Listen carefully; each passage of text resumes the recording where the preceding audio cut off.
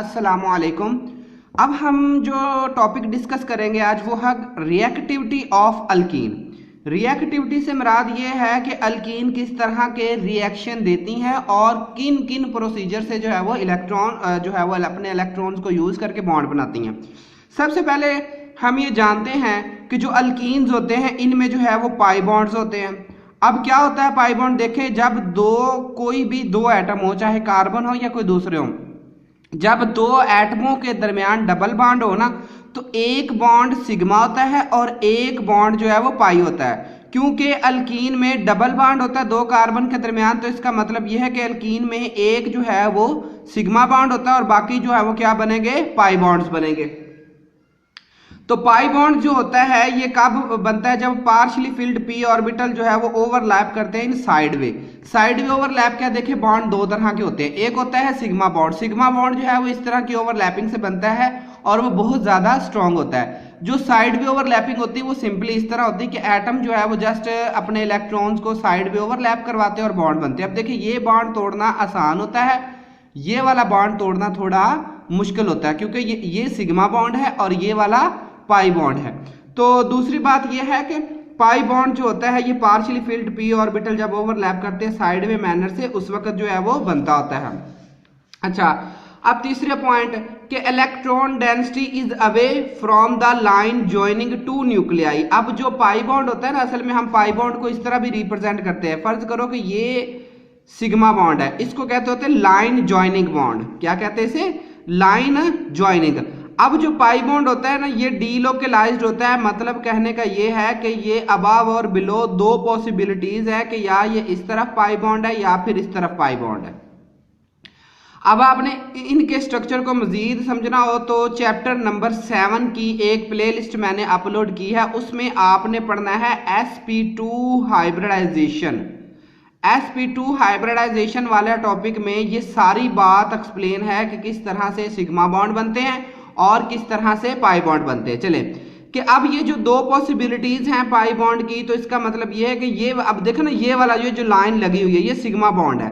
Sigma bond दो एटमों के दरमियान टाइटली जो है वो पैक्ड होता है, टाइटली अट्रैक्टेड होता है। लेकिन जो पाई बॉन्ड होता है ना ये लूजली अट्रैक्टेड होता है, तो इसलिए पाई बॉन्ड वाले जो इलेक्ट्रॉन्स होते हैं उनकी डेंसिटी जो है वो अवे होती है line joining of two nuclei. अब pi electron are not tightly held between nuclei, ये टाइटली हेल्ड नहीं होते। Pi bond is weaker than sigma bond. अब देखें मैंने अभी बताया है कि सिग्मा बॉन्ड जो है वो इस तरह बनता है, इस तरह जो बॉन्ड बनता है ना, वैसे भी आप ये हाथ से लगा ले कि ज्यादा फोर्स लग रही है इनको दूर करने में, लेकिन पाई बॉन्ड जो होता है वो जस्ट इस तरह साइड वे ओवरलैपिंग से बनता है, तो आसानी के साथ जो है वो हम इस बॉन्ड को तोड़ सकते हैं, तो इसलिए ये वीकर होता है। अब electrophile easily attack due to exposed electron density. अब इलेक्ट्रोफाइल क्या होता है, जो पॉजिटिव होता है, किसी भी स्पीशी पे जो है वो पॉजिटिव हो तो उसको हम कहते हैं इलेक्ट्रोफाइल। और electron alkenes are highly reactive. फर्ज करो ये कोई इलेक्ट्रोफाइल है, हम इसको E+ से ज़ाहिर कर लेते हैं। ये सिग्मा बॉन्ड है, ये पाई बॉन्ड है। जो पाई बॉन्ड के इलेक्ट्रॉन है वो एक्सपोज्ड होते हैं, जैसे मैंने अभी बताया कि ये इस तरह जो है ना ये एक्सपोज्ड होंगे, ठीक है, इस तरह करके एक्सपोज्ड होंगे। अब इस इलेक्ट्रोफाइल पे पॉजिटिव चार्ज है, यहाँ पे जो पाई बॉन्ड बना है ना, तो यहाँ पर जो पाई बॉन्ड बनाने के लिए इलेक्ट्रॉन इस्तेमाल होते हैं उनको हम कहते हैं कि ये है पाई इलेक्ट्रॉन्स। यहाँ पर जो पाई इलेक्ट्रॉन्स है ये एक्सपोज्ड होते हैं। एक्सपोज्ड होने से मुराद ये है कि जब भी आप इनके पास कोई भी इलेक्ट्रोफाइल लाएंगे, यहाँ पर जो पाई बॉन्ड में मौजूद पाई इलेक्ट्रॉन्स होंगे वो उसकी तरफ जो है वो आसानी से अट्रैक्ट हो जाएंगे, आसानी से जो है वो उसके साथ इजीली उन पे जो है वो अटैक हो सकता है। अब रिएक्शंस ऑफ अल्कीन देखें हम कि रिएक्शंस ऑफ अल्कीन, अब अल्कीन्स जो है ये दो तरह के रिएक्शन जाती है, एक होता है एडिशन रिएक्शन और एक होता है oxidation reaction. What is addition reaction? Addition reaction ऐसे रिएक्शन होते हैं जिनमें जब आप रिएक्शन करवाते हैं तो डबल बॉन्ड चेंज होकर सिंगल बॉन्ड में चेंज हो जाते हैं। मतलब ये दो कार्बन एटम के दरमियान डबल बॉन्ड है, जब आप रिएक्शन करवाएंगे तो दो कार्बन एटम के दरमियान जो है वो सिंगल बॉन्ड आ जाएगा। तो ये ऐसे रिएक्शन को हमने क्या कह देना है, एडिशन रिएक्शन। पहले हम यहाँ पे डिस्कस करने लगे हैं एडिशन रिएक्शन। पहला रिएक्शन है हाइड्रोजिनेशन। अब हाइड्रोजिनेशन क्या होता है? Addition of hydrogen to unsaturated compound. जब भी आप किसी भी अनसैचुरेटेड कंपाउंड में हाइड्रोजन ऐड करते हैं तो उस प्रोसेस को हम कहते हैं हाइड्रोजिनेशन।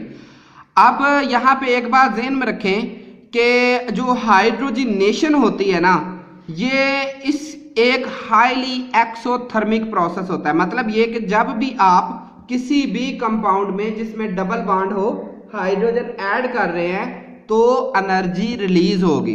तो it is highly exothermic reaction. ये बहुत ज्यादा एक्सोथर्मिक रिएक्शन होता है, ठीक है। अच्छा, heat of hydrogenation of alkene per double bond is 120 kilo joule per mole. के जब भी आप एक डबल बॉन्ड वाले कंपाउंड में हाइड्रोजन ऐड करेंगे तो उस वक्त जो आपको एनर्जी रिलीज मिलेगी, आपको जो एनर्जी मिलेगी वो 120 किलो जॉल पर मोल जो है वो एनर्जी मिलेगी। कहने का मतलब ये है कि जब भी आप एक डबल बॉन्ड को हाइड्रोजन ऐड करके सिंगल बॉन्ड में चेंज करते हैं तो उस वक्त 120 किलो जॉल पर मोल एनर्जी जो है वो रिलीज होती है।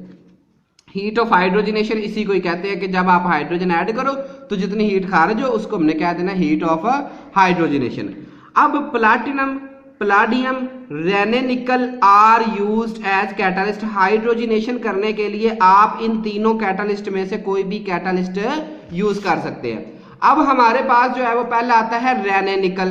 अब इसके नाम से पता चल रहा है कि एक साइंटिस्ट था रेने जिसने ये निकल बनाई थी। अब ये क्या है? निकल हम कॉमनली दूसरी भी यूज कर सकते हैं, लेकिन जो इस प्रोसेस के जरिए हम निकल बनाते हैं इट इज मोर इफेक्टिव, ये ज्यादा इफेक्टिव होती है। नंबर एक, इसके लिए हमें टेम्परेचर कम लगाना पड़ता है। नंबर दो, तीसरी बात, ये बहुत अच्छा हमें जो है वो मतलब जल्दी रिएक्शन करवा देते हैं। तो ये तीन बातें बड़ी अहम है। रेने निकल क्या है? It is a solid grain of निकल।